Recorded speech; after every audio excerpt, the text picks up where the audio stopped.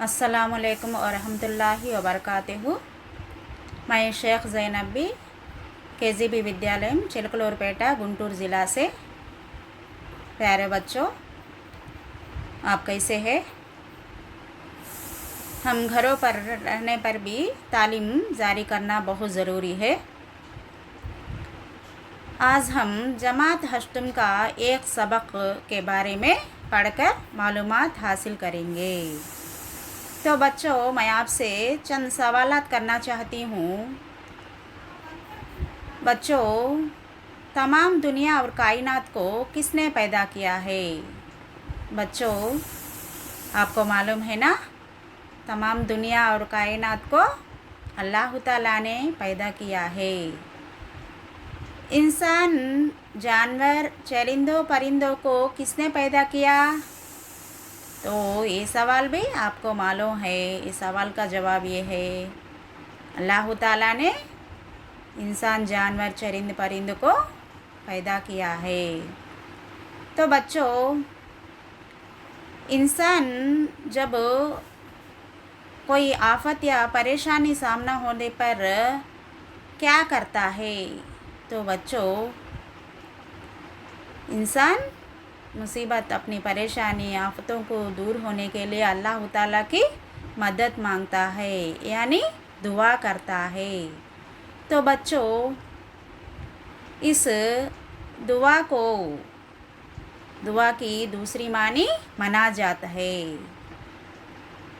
इसलिए आज हमारा 8वीं जमात का पहला सबक का नाम मनाजात यानी मनाजात मकबूल।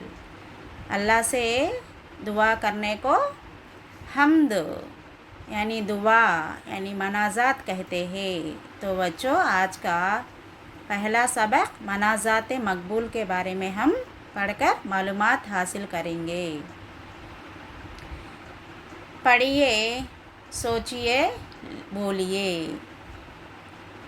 जब इंसान आजमाइशों से गुज़रता है तो मुसलसल नाकामियाँ ही उसका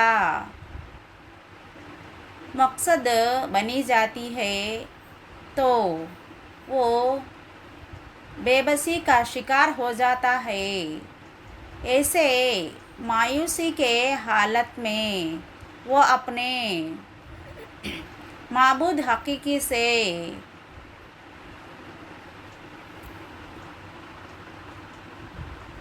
तो बच्चों, इंसान जब ऐसे मायूसी के आलम में वो अपने माबूद हकीकी से रुजू होता है और अपने मसाइब व आलम की फहरस्त को उसकी बारगाह में रखता है और उसू से दस्तगीरी तलब करता है।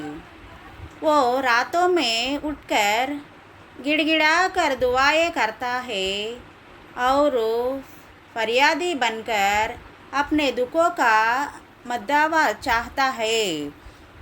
उर्दू के मशहूर व मुमताज़ शायर मौलाना ख्वाजा अल्ताफ़ हुसैन हाली ने मनाजात बेवा और दुर्र यतीम लिखी, जिसका मदुआ खुदा से मदद और रहमतों का नुज़ूल है।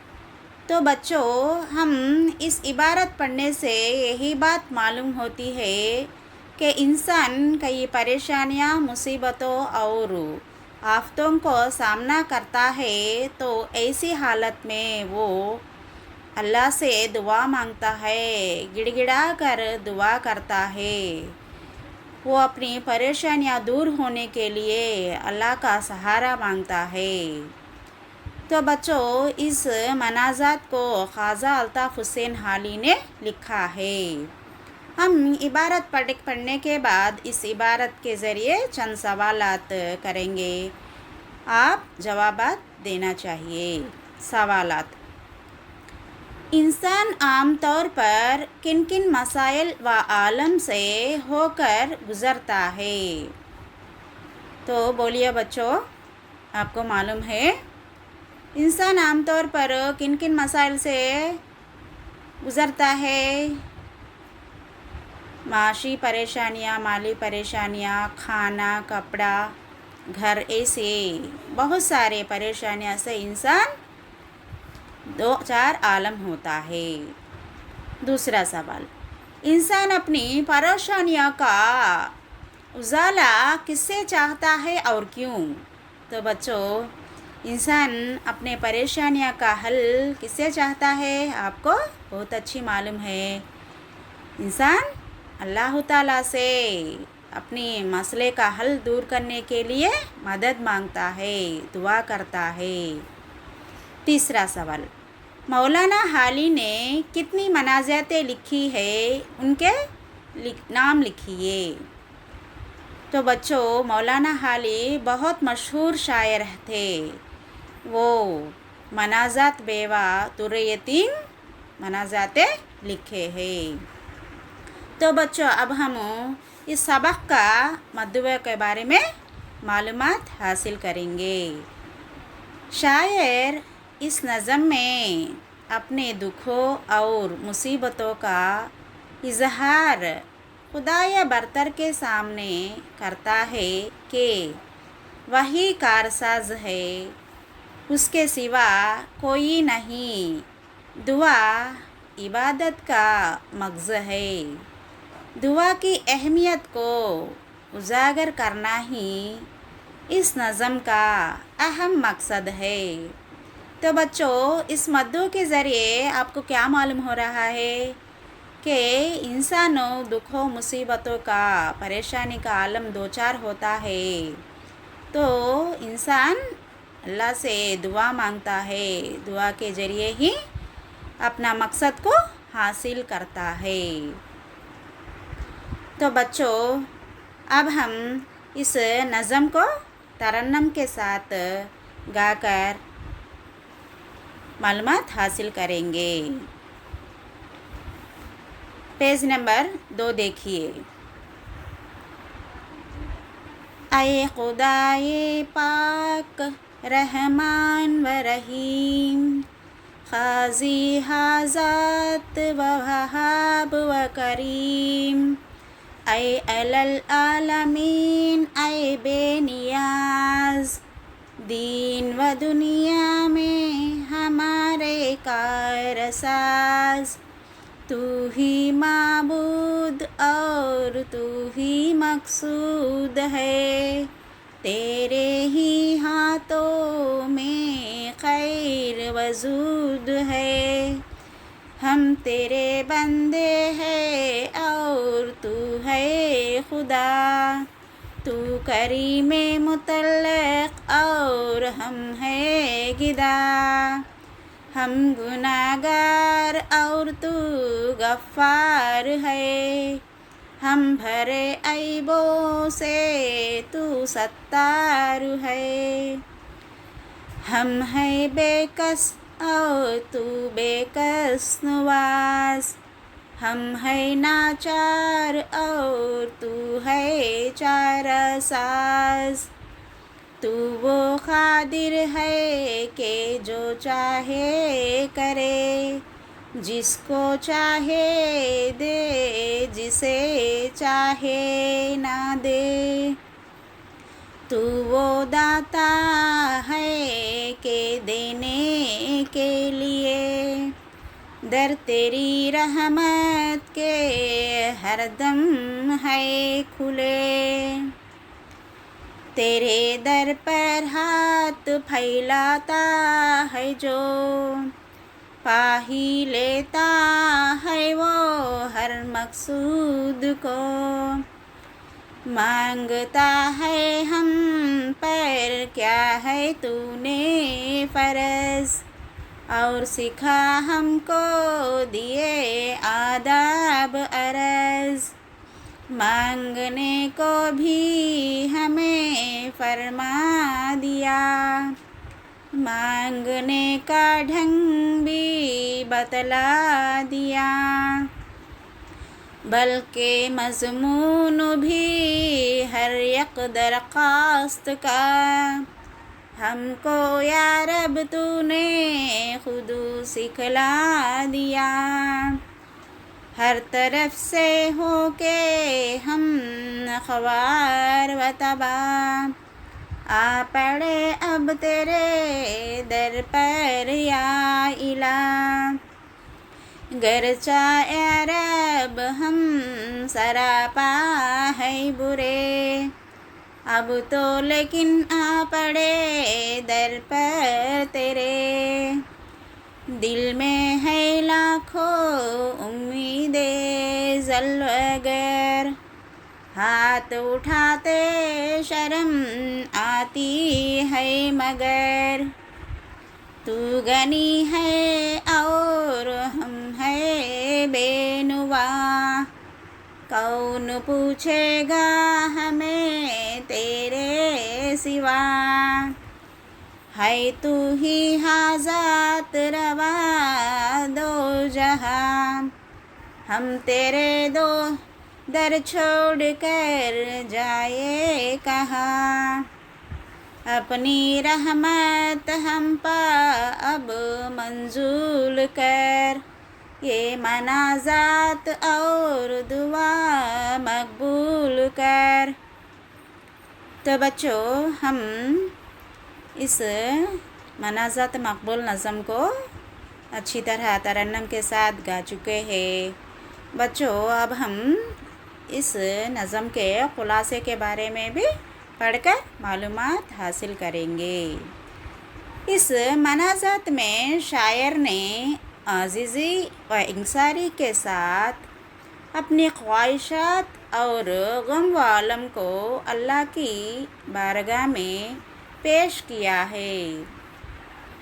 ऐ अल्लाह, तू पाक है, तू रहम करने वाला है, तू ज़रूरतों को पूरा करने वाला और करम करने वाला है। ऐ दोनों आलम के माबूद, तू बेनियाज है, दुनिया और आखिरत में हमारे काम बनाने वाला। तू ही इबादत के काबिल है और तू ही सबका मकसूद है। तेरे ही हाथों में हमारी भलाई है, हम तेरे बंदे हैं और तू खुदा है। सिर्फ तू ही करम करने वाला और गुनहगारों को बख्शने वाला है। हमारे गुनाहों को माफ़ करने वाला, हम मजबूरों को देने वाला, हमारी नाकामियों को कामयाबों में बदलने वाला और सिर्फ तू ही कुदरत रखने वाला है। तेरे दरवाज़े हमेशा महताजों के लिए खुले हैं। तेरे आगे जो मांगने बैठता है वो कुछ ना कुछ पा ही लेता है। इसीलिए तूने हम पर मांगना ज़रूरी करार दिया, मांगने के आदाब भी बतलाए। ऐ अल्लाह, हर तरफ से नाउम्मीद होकर तेरे दरवाज़े पर आ गए हैं। हमें बहुत सी बुराइयां हैं, लेकिन तेरे माफ़ करने की कोई हद नहीं। इसीलिए उम्मीदें लेकर आए हैं। तुझसे मांगते हुए शर्म आती है। तू गनी है, हम महताज है। तेरे सिवा कौन हमारी सुनने वाला है। तू सारी दुनिया की हाजत पूरी करने वाला है। हम तेरे और दर छोड़कर कहाँ जाए। ऐ अल्लाह, हम मजबूरों की तरफ तवज्जो कर और हमारी दुआ को कबूल कर। आमीन। तो प्यारे बच्चों, हमको इस खुलासे से यही बात मालूम होती है कि अल्लाह 70 माओं का मोहब्बत रखने वाला है। अल्लाह सत्तार है, गफ़ार है, रहीम है, करीम है, रज़्ज़ाक़ है। हमारे हर मालूमात अल्लाह को सब कुछ मालूमात होती है। हमारे हर काम में मदद देने वाले अल्लाह ताला है। हमको खाना पीना कपड़ा या न घर सब सहूलतें देने वाले अल्लाह ताला है। तो हर इंसान का मजबूरी हिस्सा यही है कि सिर्फ़ और सिर्फ़ अल्लाह की इबादत करना हर मुसलमान का फ़र्ज़ है। इसलिए बच्चों, आप भी अच्छी इल्म हासिल करने के लिए अल्लाह से दुआ मांगो और इस नज़म को अच्छी तरह से पढ़ने की कोशिश करो। तो बच्चों, अब हम सनफ़ सकन यानी सनफ़ के तारीफ़ के बारे में पढ़कर मालूमात हासिल करेंगे। मनाज़ात के लघवी मानी दुआ, यानी बच्चों अब हम सबक का नाम मनाज़ात मकबूल पढ़ा है ना। इस मनाज़ात के असली मानी क्या है? दुआ।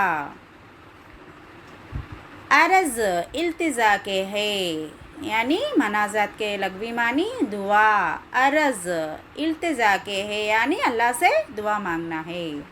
और इस्लाह शायरी में वो नज़म जिसमें खुदा की तारीफ़ करते हुए अपनी हाजतों का इजहार आज़िज़ी व इंकिसारी के साथ किया जाए, मनाज़ात कहलाती है।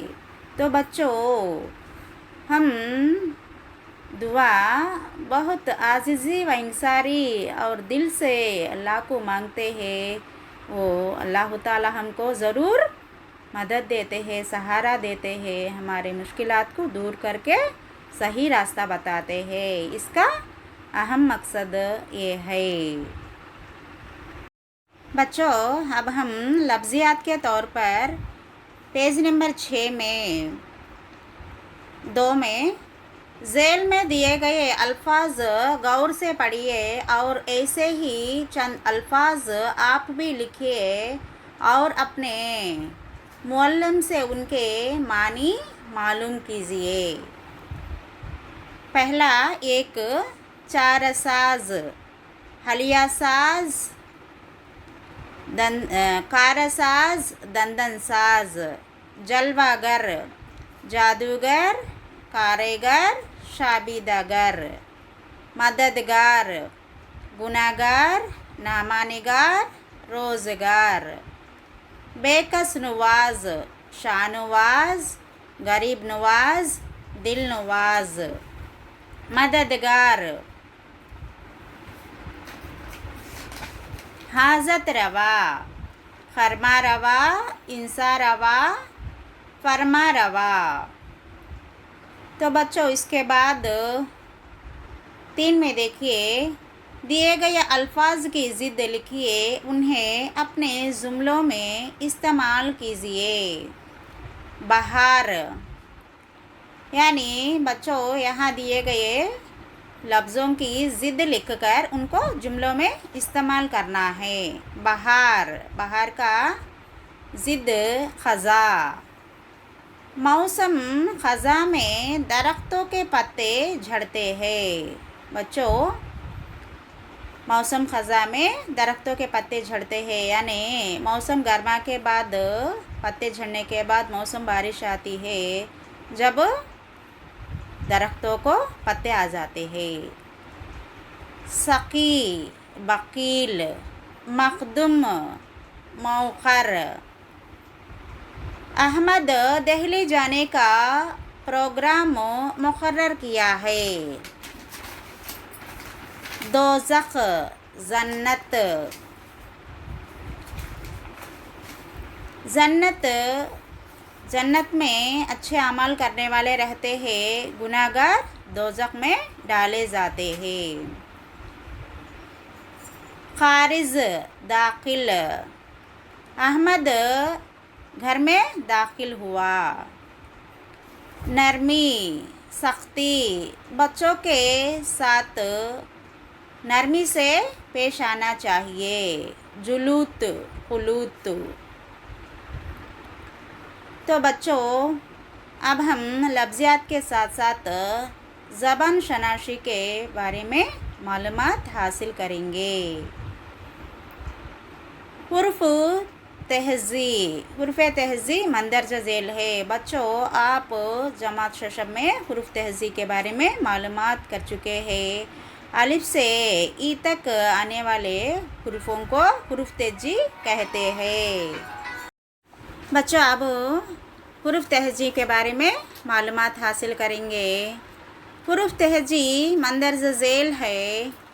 अलिफ, बे, पे, ते, टे, से, जीम, चीम, है, खे, दाल, डाल, जाल, रे, डे, जे, उजे, सीन, शीन, स्वात, ज़्वात, तोय, ज़ोय, ऐन, कैन, फे, खाफ, काफ, गाफ, लाम, मीम, नून, वाव, हे, हमज़ा, ई, ए।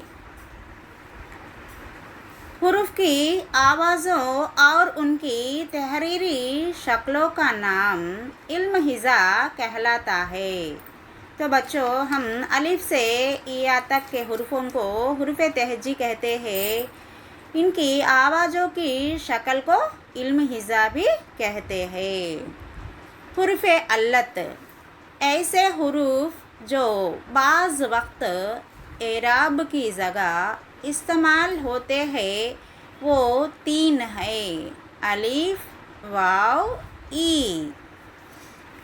ज़ेर की जगह, ज़बर की जगह अलिफ, ज़ेर की जगह ई और पेश की जगह वाव का इस्तेमाल होता है। एराब यानी ज़बर ज़ेर पेश को अलामत अल्लत भी कहते हैं। तो बच्चों, हम हुर्फ़ों को लिखते वक्त ज़बर ज़ेर पेश का इस्तेमाल करते हैं। यानी ज़बर आ का साउंड आता है, ज़ेर ई साउंड आता है, पेश ऊ साउंड आता है। इस तरह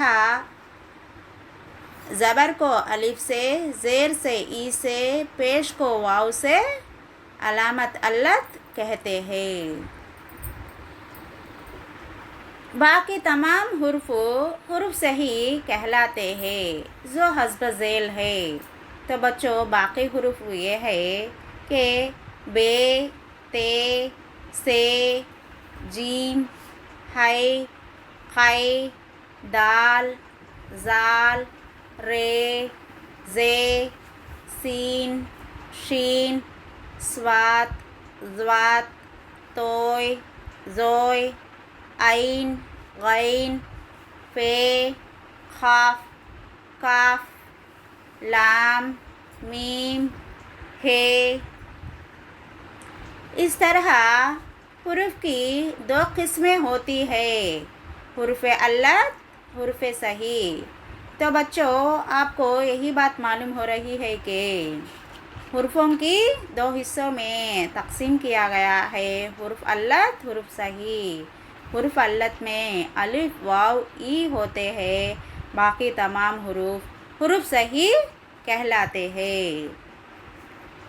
तो बच्चों, दूसरा पेज यानी पेज नंबर 8 देखिए। इसमें हमको चंद मशक दिए हैं। ज़ेल के अल्फाज में हुरूफ़ अल्लत के नीचे ख़त कीजिए यानी अंडरलाइन कीजिए। तो बच्चों, हम हुरूफ़ अल्लत यानी अलिफ, वाव, ई की इन लफ्ज़ों में निशानदही करना चाहिए। पहला लफ्ज़ अहमद, अलिफ है, मीम, दाल। इस लफ्ज़ में अलिफ हुरूफ़ अल्लत है। दूसरा लफ्ज़ शौकत, शीन वाव काफ्ते। शीन वाव काफ्ते में हुर्फ अल्लत की हुर्फ कौन सी है? वाव। वाव हुर्फ अल्लत है। तीसरा लफ्ज़ कौमी अगजहती। काफ वाव मीम ई, ये काफ जीम है ते ई। तो बच्चों इस कौमी यकजहती की लफ्ज़ में हुर्फ अल्लत की हुर्फ वाव ई। तो बच्चों दूसरा मशक ज़ेल के अल्फाज में से हुर्फ अल्लत वाले अल्फाज अलग कीजिए। दस्ता, हशर, खतना, जूता, फाल, जवान, चमन, हाजत, सिर्फ, अल्म, ज़ईफ़, जन्नत। तो बच्चों इन लफ्ज़ों में हम हुर्फ अल्लत की हुर्फों को निशानदही करना और कौन सा लफ्ज़ हुर्फ अल्लत ही बताना चाहिए। दस्ता। दस्ता लफ्ज़ में दाल सीन ते है, इसमें हुर्फ अल्लत है या नहीं? नहीं। हशर है शीन रे, इस लफ्ज़ में भी हुर्फ अल्लत नहीं है। खतना खैते नून है, इस लफ्ज़ में भी हुर्फ अल्लत नहीं। जूता जीम वाव ते अलीफ। तो बच्चों वाव और अलीफ हुर्फ अल्लत, इसलिए जूता हुर्फ अल्लत है। फ़ाअल फ़े ऐन लाम, इस लफ्ज़ में हुर्फ अल्लत नहीं है। जवान जीम वाव अलिफ नून, इस लफ्ज़ में वाव और अलिफ हुर्फ अल्लत है। चमन चीन मीम नून, इस लफ्ज़ में हुर्फ अल्लत के हुर्फ नहीं है। हाजत है अलीफ जीम ते, इस लफ्ज़ में अलीफ हुर्फ अल्लत है। सिर्फ स्वात्रे फ़े, इस लफ्ज़ में हुर्फ अल्लत के हुर्फ नहीं है। अल्म आइन लाम मीम, इस लफ्ज़ में हुर्फ अल्लत के हुर्फ नहीं है। ज़ईफ़ ज़्वात आइन ईफ़े, इस लफ्ज़ में ई यानी हुर्फ अल्लत का हुर्फ है। जन्नत जीम नून ते, इस लफ्ज़ में हुर्फ अल्लत के हुर्फ नहीं है। तो अज़ीज़ तलबा और तालिबात, हम जमात शशम में हज़रत मोहम्मद रसूल सल्लल्लाहु अलैहि वसल्लम की सबक महसन इंसानियत के बारे में पढ़ चुके हैं और हुज़ूर सल्लल्लाहु अलैहि वसल्लम के बारे में मालूमात हासिल कर चुके हैं। और जमात हफ्तम में हम पहले खलीफ़ा हज़रत अबू बकर सिद्दीक़ रज़ियल्लाहु ताला अन्हा के बारे में मालूमात हासिल कर चुके हैं। अब हम जमात हश्तम के दूसरा सबक हज़रत उमर बिन अब्दुल अज़ीज़ यानी दूसरे खलीफ़ा हज़रत उमर बिन अब्दुल अज़ीज़ रहमतुल्लाह अलैह के बारे में पढ़कर मालूमात हासिल कर चुकेंगे। इस सबक के मुसन्निफ़ मौलाना शुबली नामानी थे। पढ़िए, सोचिए, बोलिए।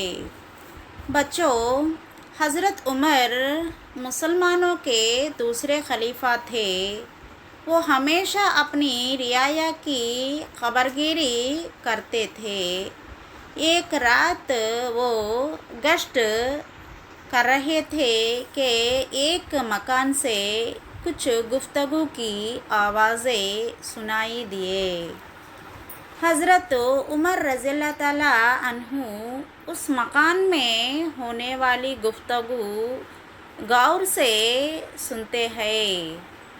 माँ अपनी बेटी से कह रही है कि बेटी दूध में पानी मिला दो। ये सुनते ही बेटी ने कहा, माँ, क्या तुमने खलीफा का वो ऐलान नहीं सुना कि दूध में पानी मिलाना ममनू है? माँ ने कहा, बेटी, क्या खलीफा तुम्हें देख रहे हैं? बेटी ने कहा, खलीफा नहीं देख रहे हैं, लेकिन अल्लाह तो हमें देख रहा है। ये गुफ्तगू सुनकर हज़रत उमर रज़ियल्लाहु ताला अन्हु बहुत खुश हुए और दूसरे दिन अपने एक ग़ुलाम को उस लड़की के घर रवाना करते हुए अपने लड़के से निकाह का पेशकश किया। इस तरह हज़रत उमर रज़ियल्लाहु ताला अन्हु ने अपने लड़के का निकाह उस ईमानदार लड़की से कर दिया। तो बच्चों, हमको इस इबारत पढ़ने से यही बात मालूम हो रही है कि सच्चाई और ईमानदारी का बहुत अच्छा फ़र्ज़ होता है, उसका बहुत फ़ायदेमंद भी होता है। इस तरह हज़रत उमर बिन अब्दुल अज़ीज़ रहमतुल्लाह अलैह ने उस लड़के को अपनी बहू बना लेने के लिए बहुत खुश हुए थे। तो इस इबारत में हम पढ़े थे और चंद सवालात के जवाबात भी देना चाहिए। पहला सवाल, हज़रत उमर रज़ियल्लाहु ताला अन्हु कौन थे? तो बच्चों, आपको मालूम हो चुका था कि इसका जवाब हज़रत उमर रज़ियल्लाहु ताला अन्हु मुसलमानों के दूसरे खलीफा थे। दूसरा सवाल, हज़रत उमर रज़ियल्लाहु ताला अन्हु अपनी रियाया की खबरगिरी किस तरह करते थे? तो बच्चों, हज़रत उमर बिन अब्दुल अज़ीज़ रहमतुल्लाह अलैह ने वो हमेशा अपनी रियाया की खबरगिरी करते थे। हर वक्त रियाया की मालूमात हासिल करते थे। तीसरा सवाल, माँ ने अपनी बेटी को क्या हुक्म दिया? तो बच्चों, आपको इसका जवाब बहुत अच्छी तरह मालूम है कि वो क्या है जवाब। माँ अपनी बेटी को दूध में पानी मिलाने के हुक्म दिया था। चौथा सवाल, बेटी ने क्या जवाब दिया? बेटी ने क्या जवाब दिया आपको मालूम है?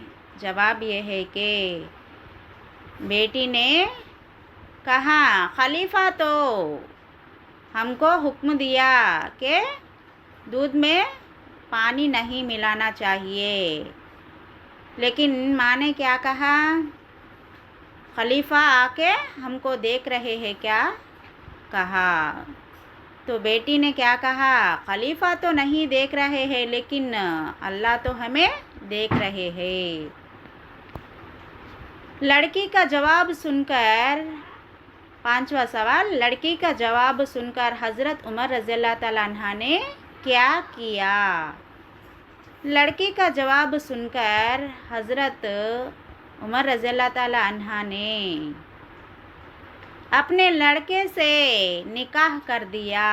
उस ईमानदार लड़की को अपने लड़के से निकाह कर दिया, अपनी बहू बना लिया था। तो बच्चों, अब हम इस सबक का मद्दुआ के बारे में मालूमात हासिल करेंगे। तुलबा में सादगी पसंदी, मजहबी रवादारी, वसीउल नज़री और कुशादा दिली के जज्बात, अदल व इंसाफ को फ़रोग़ देना ही इस सबक का अहम मकसद है। तो बच्चों, तुम तुलबा में अच्छी आदतें, नेक अखलाक, ऐसे बहुत सारे अच्छे अखलाक लाना इस सबक का अहम मकसद है। माखुज़, ये सबक शुबली नामानी की किताब अल फारूक से अख्ज़ किया गया है। तो बच्चों, हम पेज नंबर 10 में इस सबक के बारे में पढ़कर मालूमात हासिल करेंगे। हज़रत उमर बिन अब्दुल अज़ीज़ रहमतुल्लाह अलैह मुसलमानों के मशहूर खलीफा थे। खलीफा बनने से पहले वो बड़ी शान व शौकत की ज़िंदगी गुजारते थे, लेकिन खलीफा बनते ही उनकी ज़िंदगी बिल्कुल बदल गई। उन्होंने शाहाना ठाट बाट तर्क कर दिया। अपने सारी कीमती लिबास, सामान और बीवी के जेवरात बैतुल माल में दाखिल कर दिए और इंतहाई सादा और पाकीज़ा ज़िंदगी गुजारने लगे। खलीफा बनने के बाद वो सादा लिबास पहनते, मामूली खाना खाते और कच्चे से मकान में रहते थे। उनके बीवी बच्चों की ज़िंदगी भी सादगी से गुजारने लगी। वो चाहते तो अपने बीवी बच्चों को लजीज खाने खिला सकते थे, उम्दा कपड़े पहना सकते थे, लेकिन उन्हें बैतुल माल से रकम लेना गवारा ना था।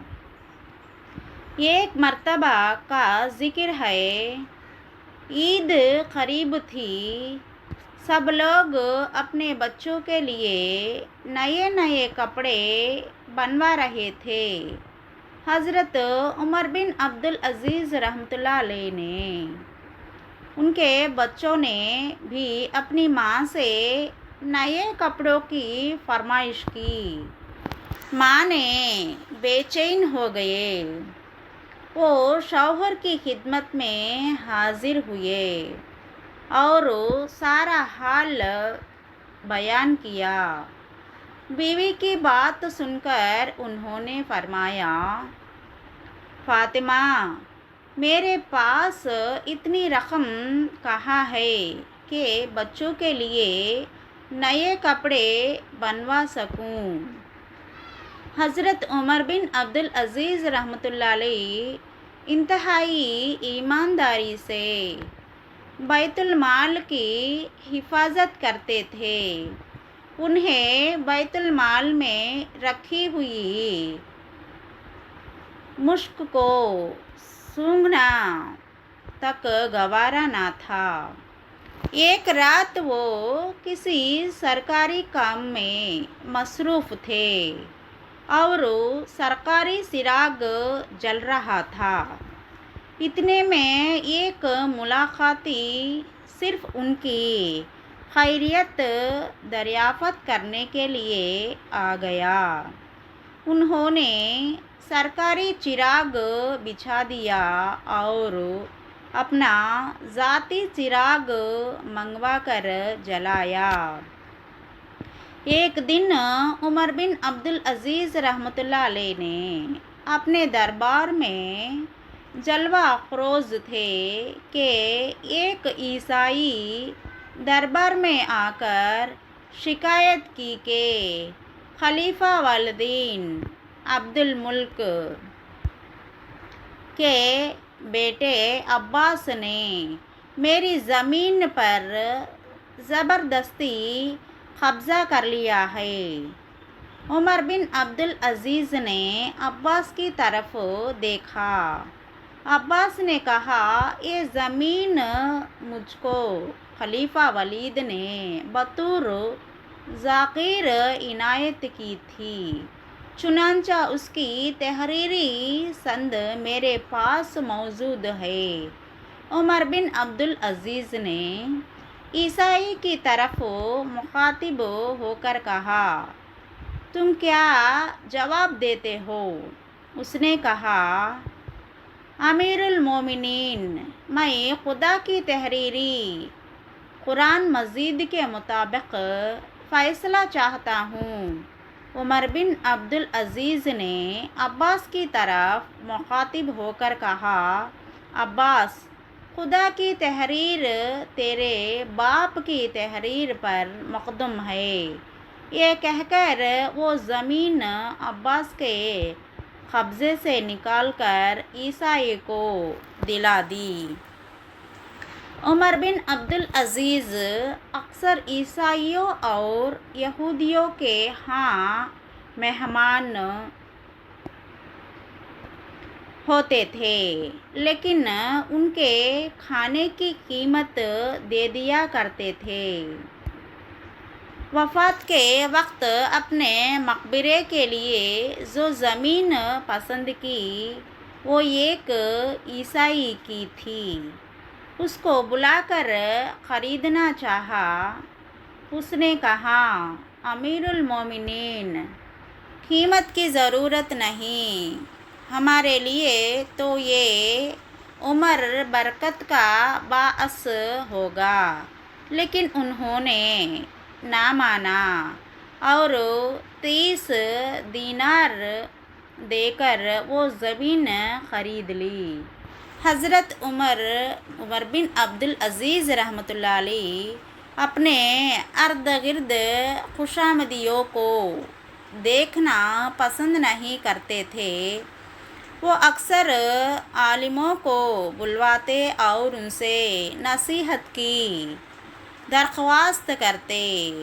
वो चाहते थे कि उल्मा इंसाफ करने में उनकी रहनुमाई करे, नेकी के कामों में मदद करे, हाजतमंदों की हाजतें उन तक पहुँचाए और उनके सामने किसी की ग़ीबत ना करे। वो मुलाज़मों के आराम का ख्याल रखते और किसी काम को कमतर नहीं समझते थे। एक बार रात को किसी मेहमान से गुफ्तगू फरमा रहे थे कि रफ्तान चिराग झिलमिलाने लगा। करीब ही एक मुलाज़म सोया हुआ था। मेहमान ने कहा कि इसको जगा दूँ। बोले, सोने दो। मेहमान ने कहा, मैं खुद उठकर चिराग ठीक कर दूँ। फरमाया, मेहमान से काम लेना मुनासिब नहीं। आप खुद ही उठे, बर्तन से जैतून का तेल लिया और चिराग को ठीक करके पलटे तो कहा, जब मैं उठा था तो उमर बिन अब्दुल अज़ीज़ था और जब वो पलटा तब भी उमर बिन अब्दुल अज़ीज़ हो। उनके ज़माने में बड़ी खुशहाली थी। लोग उनके पास अक्सर कसरत से माल लाते और कहते कि गरीबों में बांट दीजिए, लेकिन वो ये कहकर माल वापस कर देते थे कि हाजतमंद नहीं मिलते, फिर ये माल किसे दिया जाए।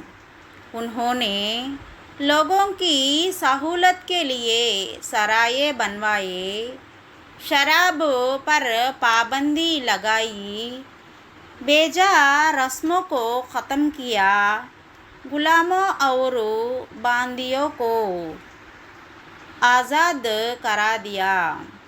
शाही ख़ानदान के लोगों और हुकूमत के अफसरों के जुल्म व सितम से अवाम को नजात दिलाई।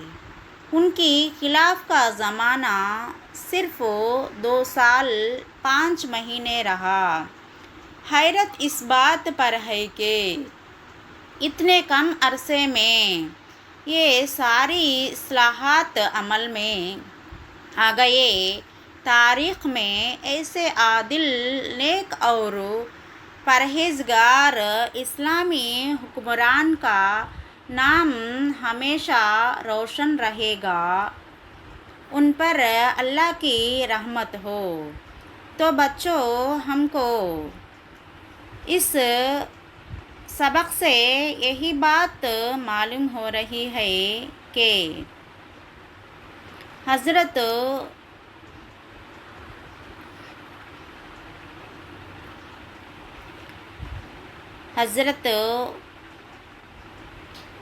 उमर बिन अब्दुल अज़ीज़ बहुत अच्छे नेक अखलाक और आदत परहेजगार थे। वो बहुत ईमानदारी के साथ अपना हुकूमत और रियाया को बहुत अच्छी तरह निभा सके थे। वो दौलतमंद होकर भी बहुत सादा ज़िंदगी गुजारे थे। ईमानदारों में अक्सर बोलने वाली कई इंसानों में हज़रत उमर बिन अब्दुल अज़ीज़ को हम कह सकते हैं। तो बच्चों, हम इसके बाद पेज नंबर 12 में घर के काम के तौर पर आपको मैं चंद सवाल दूँगी। वो सवाल आप घर पर सवाल चढ़ाकर जवाब लिखिए। पहला सवाल पेज नंबर 12 में पढ़िए, लिखिए। रोमन नंबर 2 अलिफ में पहला सवाल, हज़रत उमर बिन अब्दुल अज़ीज़ रहमतुल्लाह अलैह खलीफा बनने के बावजूद अपनी ज़िंदगी कैसे गुजार दी। दूसरा सवाल, हज़रत उमर बिन अब्दुल अज़ीज़ रहमतुल्लाह अलैह के घर एक मुलाकाती जब आया तो आपने चिराग क्यों बुझा दिया। तीसरा सवाल, ईसाई ने अपने ज़मीन के फ़ैसला के लिए उमर बिन अब्दुल अज़ीज़ से क्या कहा। चौथा सवाल, बैतुल माल किसे कहते हैं, उसे क्यों कायम किया गया था, आपने उसकी हिफाजत किस तरह की। पांचवा सवाल, हज़रत उमर बिन अब्दुल अज़ीज़ रहमतुल्लाह अलैह ने चिराग जलाने के लिए मुलाज़म को क्यों नहीं जगाया। तो बच्चों, इस तरह आप इन सवालों के जवाब घर के काम के तौर पर लिखिए और पढ़िए। शब खैर।